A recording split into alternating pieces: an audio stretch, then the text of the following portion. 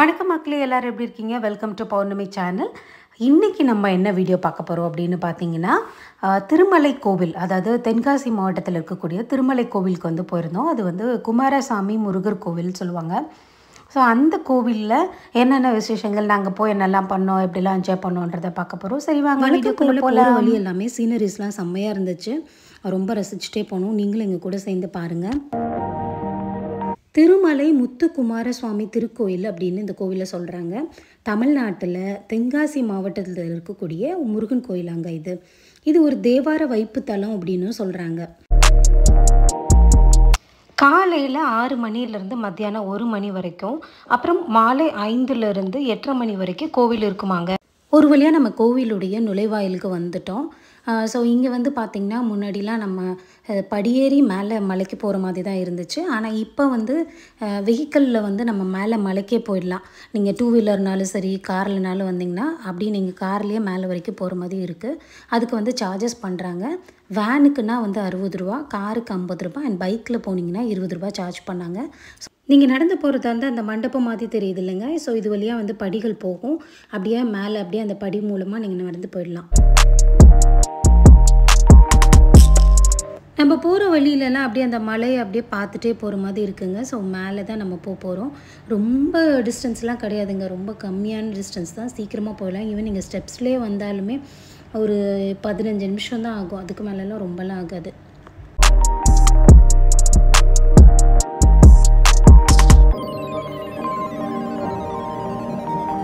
இந்த கோவில் வந்து தென்காசி மாவட்டத்தில் இருக்கக்கூடிய செங்கோட்டையிலிருந்து வடக்கு திசையில் 5 கிலோமீட்டர் தொலைவில் பன்மொழி அப்படின்ற இடத்துல தான் இருக்குதுங்க. அது மட்டும் இல்லாமல் கேரளா எல்லையிலேருந்து மேற்கு தொடர்ச்சி மலைத்தொடர் இருக்குல்ல, அதில் வந்து ஒரு சிறிய குன்றாவும் இந்த கோயிலை வந்து சொல்கிறாங்க. அப்புறம் சொரண்டையிலேருந்து 26 கிலோமீட்டருங்க.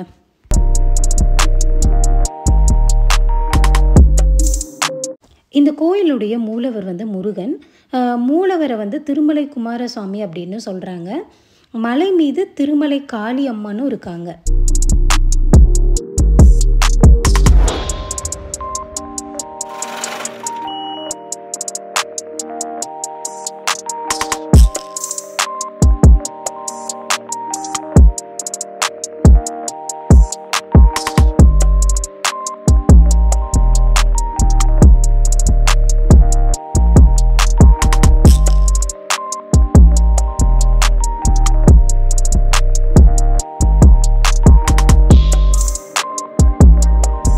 ஒரு வழியாக கோவிலை வந்து நம்ம வந்து ரீச் பண்ணிட்டோம். அண்ட் இங்கேருந்து பார்க்குறதுக்கு அந்த சீனரிஸ்லாம் வேறு லெவலில் இருந்துச்சுங்க. கண்டிப்பாக வந்து இங்கே நீங்கள் விசிட் பண்ணுங்கள். அண்ட் இன்னொன்று என்ன அப்படின்னு பார்த்தீங்கன்னா, காற்று பயங்கர காற்றுங்க. இந்த மாதிரி காற்று நான் எங்கேயுமே பார்த்ததில்லை. வணக்கம் மக்களே, நம்ம இன்றைக்கி திருமலை கோவிலுக்கு வந்திருக்கோம். ஸோ இது தென்காசியிலேருந்து கொஞ்சம் தூரத்தில் இருக்குது. இங்கே வந்து குமாரசுவாமி முருகர் தான் ரொம்ப ஃபேமஸ். வாங்க நம்ம கும்பிடலாம். இந்த லொக்கேஷனே பார்த்திங்கன்னா செம்மையாக இருக்குது. நல்ல மரத்தில் ஒரு மலை உச்சியில் நம்ம வந்து முருகரை பார்க்கறதுக்காக வந்திருக்கோம். முன்னாடிலாம் நம்ம முருகரை பார்க்கணுன்னா ஸ்டெப்ஸ் ஏறி வர மாதிரி இருக்குது. பட் இப்போ வந்து நல்ல ரோடு போட்டாங்க. மலை மேலே வரைக்குமே நம்ம வந்து கார்லேயோ இல்லை ஏதாவது வெஹிக்கிளில் நம்ம வந்து வந்துக்கலாம். ஸோ இதுதான் கோவில்.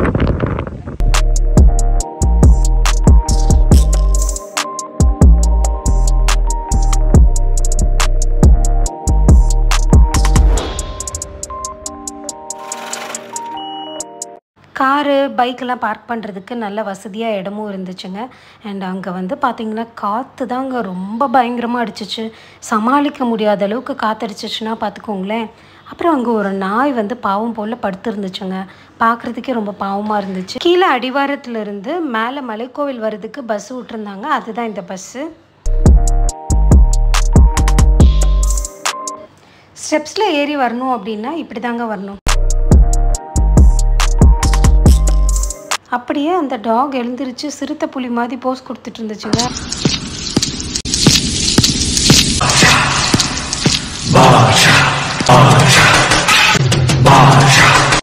ஆள் தெரியல போட்டுருக்கு. நாங்கெல்லாம் சிங்கத்தோட உண்ணாக்க வெட்டுக்குன்னு பிடிங்க திங்கிறீங்கடா. ஏய், இங்க நான் தான் கிங். நான் வச்சதா ரூல்ஸ். சைடில் வந்து ஸ்டெப்ஸ் இருக்குது. இது கீழே இருந்து வரவங்களுக்கான ஸ்டெப்ஸுங்க. பஸ் டிக்கெட் 10 ரூபா.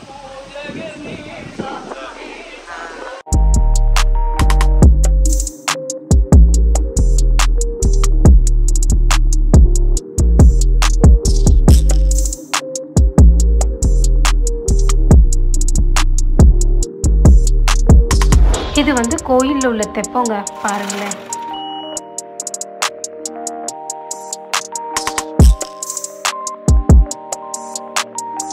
அப்புறமா இங்கே சைடில் முடி காணிக்க செலுத்துகிற இடம் இருக்குது. சரி வாங்க போகலாம்.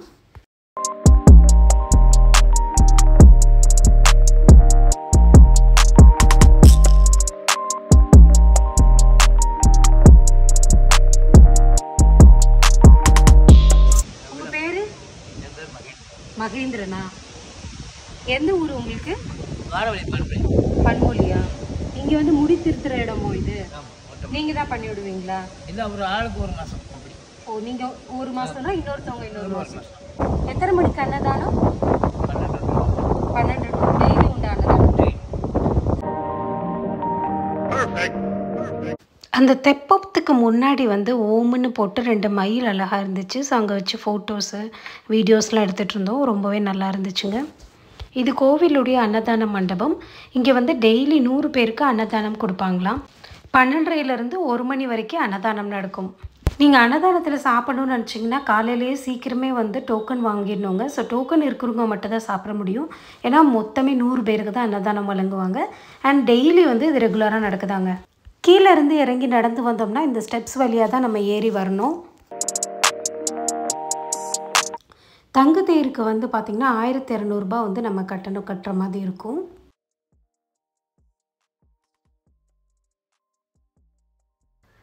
இதுதான் வந்து கோயிலுடைய முன்பகுதி. இங்கே வந்து கேமராலாம் அலோவ் பண்ண, ஃபோன் எதுவுமே உள்ளே கொண்டு போகக்கூடாது. அப்புறமா இது வந்து கோயிலை விட்டு நம்ம உள்ளே போயிட்டு வெளியில் வர்ற இடம். ஸோ இதுவுமே ரொம்ப நல்லா இருந்துச்சு.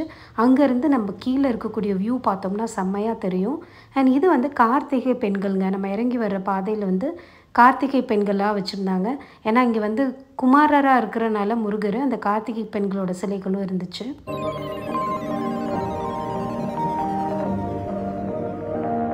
இதுதான் கோயிலை விட்டு வெளியில் நம்ம இறங்கி வர்ற பாதை. அந்த காலத்தில் வந்து திருமலை கோயிலில் ஒரு வேல் மட்டும்தான் இருந்துச்சாங்க. இங்கே வந்து பூவன் பட்டர் அப்படின்னு ஒரு அர்ச்சகர் வந்து வேலுக்கு வந்து அபிஷேகம் பண்ணி பூஜைகள்லாம் செஞ்சு வந்துட்டு இருந்திருக்காங்க. ஒரு நாள் நண்பகலில் வந்து பூஜையெல்லாம் முடிச்சுட்டு ஓய்வுக்காக ஒரு புளிய மரத்தடியில் படுத்துட்டு இருந்திருக்காரு.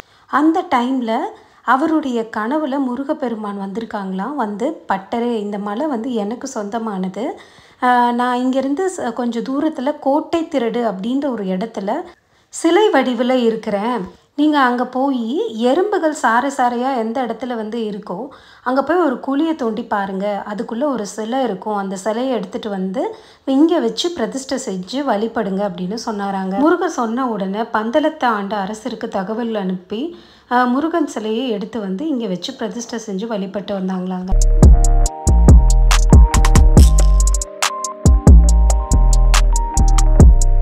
வந்திருந்த எல்லாருமே வந்து மேக்ஸிமம் இந்த பேக் சைடில் இருக்கிற இடத்துல இருந்து ஃபோட்டோ எடுத்துகிட்டே இருந்தாங்க. ஏன் அப்படின்னா அந்த மயில், அந்த கோபுரம், அங்கேருந்து இருக்கக்கூடிய அந்த காட்சிகள் எல்லாமே ரொம்ப அற்புதமாக இருந்தனால இந்த இடத்துல இருந்து நிறைய ஃபோட்டோஸ் அண்ட் வீடியோஸ் எடுத்தாங்க.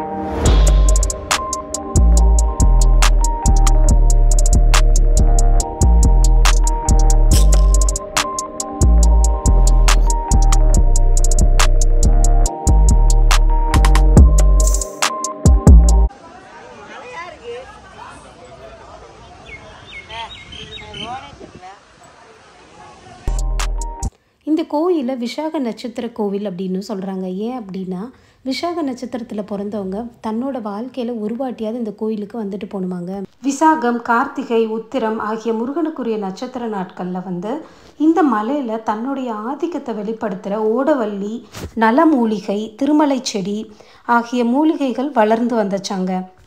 செல்வ விருத்திக்காக திருமலை செடியில் இருக்கக்கூடிய வேரையும் தனகர்ஷண யந்திரத்தையும் சேர்த்து ஒரு காலத்தில் பூஜைலாம் செஞ்சுருக்காங்க.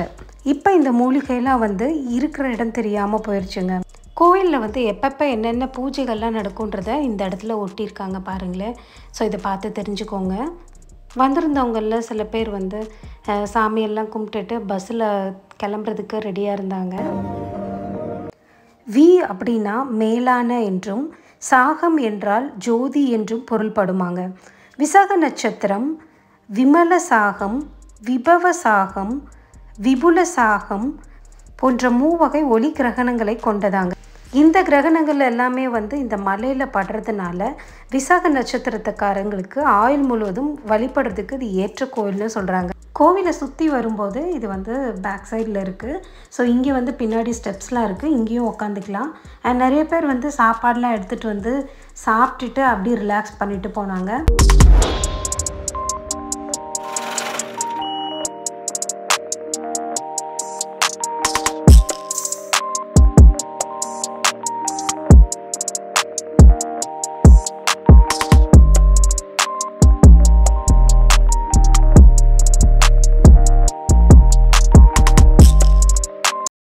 மலை உச்சியில் இருக்கக்கூடிய கோயிலில் இருக்கிற தீர்த்தத்தை அஷ்டபத்ம குளம் அப்படின்னு சொல்லுவாங்களாம். இந்த குளத்துக்கு பூஞ்சுனை அப்படின்னு பெயர் வச்சுருக்காங்க. இலக்கியங்கள்லாம் நம்ம படிச்சிருக்கிறோம்ல, குவளை மலர் அப்படின்னு சொல்லிட்டு. ஸோ அந்த மலர் வந்து இந்த குளத்தில் வந்து பூக்குமா. அதை வந்து சப்த கன்னிகள் 7 பேரும் வந்து எடுத்துகிட்டு போய் முருகனை வந்து பூஜை செய்து வழிபட்டாங்களாங்க. பொதுவாகவே சப்த கன்னியர் வந்து எங்கே இருப்பாங்க அப்படின்னு பார்த்தீங்கன்னா சிவாலயங்களில் தான் இருப்பாங்களாம். ஆனால் முருகன் கோயில் தலமாக இருந்தாலுமே இங்கே இருக்கக்கூடிய தீர்த்தக்கரையில் சப்த கன்னியர் வந்து இருக்கிறது சிறப்பு அப்படின்னு சொல்கிறாங்க. அப்புறமா இங்கே வந்து ரெஸ்ட் ரூமுமே தனித்தனியாக வச்சுருந்தாங்கங்க, மேலேயே கோவில் பக்கத்துலேயேவும். அப்புறம் நம்ம கோயிலை வலம் வரும்போது அங்கே காளியம்மனுக்குன்னு ஒரு கோவிலும் வச்சுருக்காங்க. ஸோ இதுதான் காளியம்மன் கோவிலுக்கு உள்ளே நம்ம போகக்கூடிய இடம். அப்படியே நம்ம உள்ளே போயிட்டு இந்த வழியாக நம்ம வெளியில் வந்துடணும். ஸோ உள்ளே போய் நம்ம வந்து காளியம்மனையும் வழிபட்டோங்க.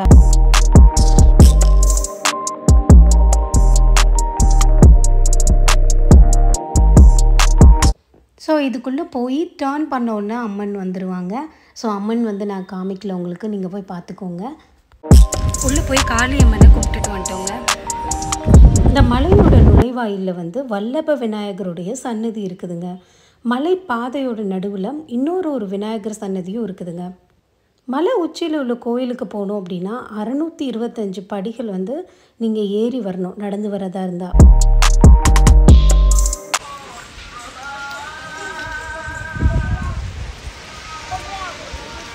அங்கே பக்கத்தில் இருக்கிற கடையில் போய் புளியோதரை அப்புறமா கூல்ட்ரிங்க்ஸ் இதெல்லாம் சாப்பிட்டுட்டு ரிலாக்ஸ் பண்ணிவிட்டு அதுக்கப்புறமா பொறுமையாக கீழே இறங்கினோங்க.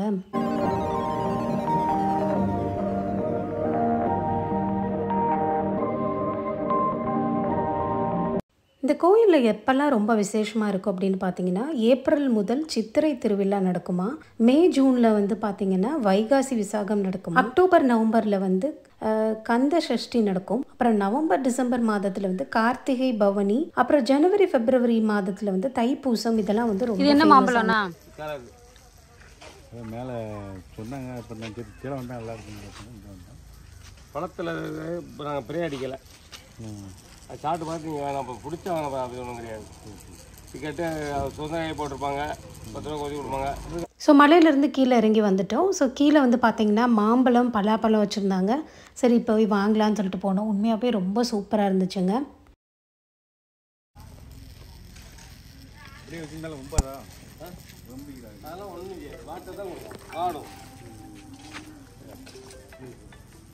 நீங்கள் இந்த ஊர் தானா?